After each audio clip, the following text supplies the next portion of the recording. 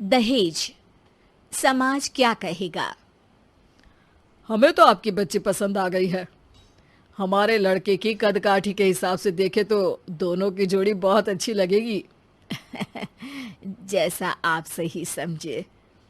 बेटा योगेश, तुम दोनों को अगर टाइम चाहिए तो आपस में अकेले में कुछ बात कर सकते हो। हम बाहर चले जाते हैं। जी पिताजी, जैसा आप कहें। योगेश और सविता को अकेले वक्त देकर सब वहां से चले जाते हैं। चाय कैसी लगी? चाय भी अच्छी लगी और आप भी। सच में? हाँ, मैंने तो फोटो देख के ही हाँ बोल दिया था। मुझे भी आप अच्छे लगे। आपको कुछ पूछना हो तो पूछ लीजिए, जैसे खाना बनाना आता है या नहीं, घर के क्या क्या काम कर लेती हूँ, वगैरह वगैरह। वो तो मेरी माँ आपकी माता जी से पूछ ही लेंगी। वो मेरा डिपार्टमेंट नहीं है। इधर योगेश और सविता जिंदगी भर का साथ जोड़ने की बात कर रहे थे। उधर सविता के पापा योगेश के पिताजी के सामने हाथ जोड़ के खड़े थे। देखिए, हमारा बेटा पढ़ा लिखा है, अच्छी नौकरी करता है। उसमें जितना पैसा लगा है कम से कम उतना तो मिलना चाहिए ना। 10 लाख से कम में तो नहीं हो पाएगा। बेटी हमारी बहुत होनहार है और 7 लाख भी तो कम नहीं होते हैं ना जी। अगर आप हमारी बेटी को शादी के बाद काम करने देंगे तो 3 लाख तो 6 महीने में ही कमा लेगी।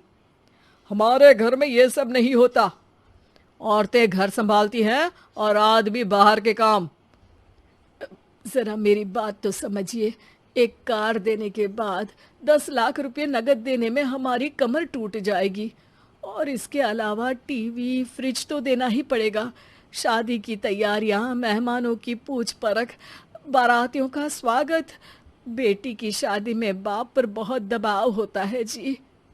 देखिए, हमारा बेटा कोई दुकान में रखी चीज नहीं है जिसके ऊपर हम भाव ताव कर सके और आप उसे कम दाम में खरीद लेंगे। 10 लाख से एक भी रुपया कम नहीं होगा। ठीक है, जैसा आप कहे जी।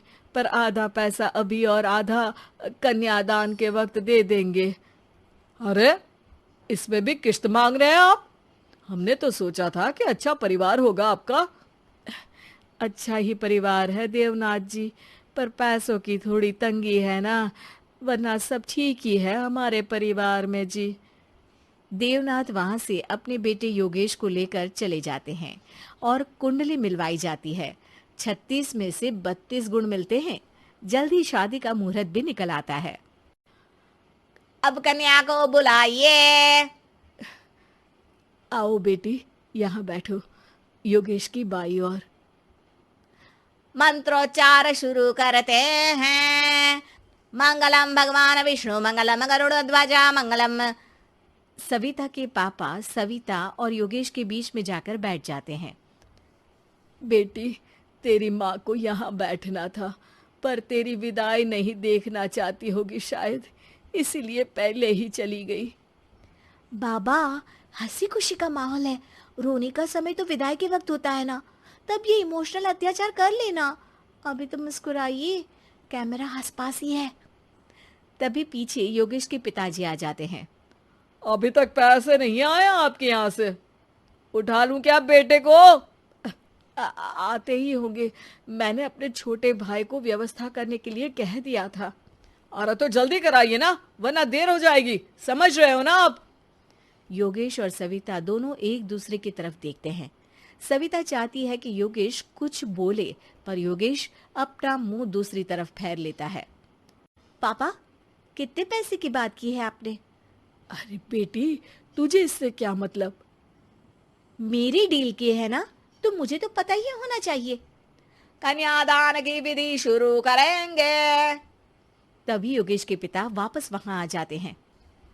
पैसे देते हैं या बेटे को उठवा लूं? मैं आपके हाथ जोड़ता हूँ जी, थोड़ा सा इंतजार कर लीजिए। देवनाथ वहां से चले जाते हैं। तुम अपने पिताजी से कुछ कहते क्यों नहीं? उनके सामने कोई आवाज नहीं उठाता। ऐसा नहीं है, कोई तो उठाएगा ही। तभी वहां सविता के चाचा एक बैग लेकर आते हैं और सविता के पापा को देते हुए कहते हैं, 9 लाख ही हुए। आत्माराम इशारा करके योगेश के पिता को वहां बुलाते हैं। क्या? सिर्फ 9 लाख? बाकी 1 लाख कहाँ है? नहीं हो पाए जी, शादी के बाद कर देंगे। अरे आप बात से पलट रहे हैं। जल्दी से अभी के अभी पूरे पैसे लाइए, वरना बेटे को उठाऊं क्या? देखिए मैं आपके पाँव पड़ता हूँ। रुक जाइए पापा, रिश्ते हाथ पकड़कर जोड़े जाते हैं, पांव पकड़कर नहीं। बेटी तू चुप रह। नहीं, ये कब से बस कह ही रहे हैं कि उठवा लूं, पर कोई उठ ही नहीं रहा। लो, मैं ही उठ जाती हूँ। बेटा, अपशगुन हुआ। दहेज लेना सबसे बड़ा अपशगुन है, पाप है, पाखंड है। और योगेश, तुम्हें मैं पसंद हूं तो कुछ बोलते क्यों नहीं?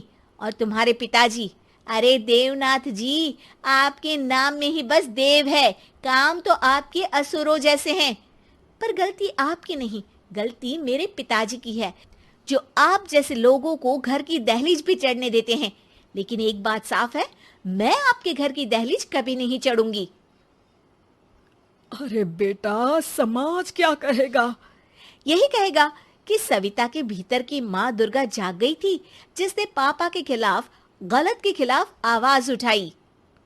आसपास के लोगों ने जोरदार तालियां बजाई। समाज की तालियों से पता चला कि समाज क्या कहेगा। समाज ने सविता की बात को स्वीकार भी किया और उसको अपने सर आंखों पर भी बिठा लिया। सविता के पिता में हिम्मत जागी और उन्होंने कहा, देवनाथ जी, आप कह रहे थे ना बेटे को उठा लूं क्या? उठा लीजिए। हमारी बेटी को आपका लड़का पसंद नहीं है और हमें आप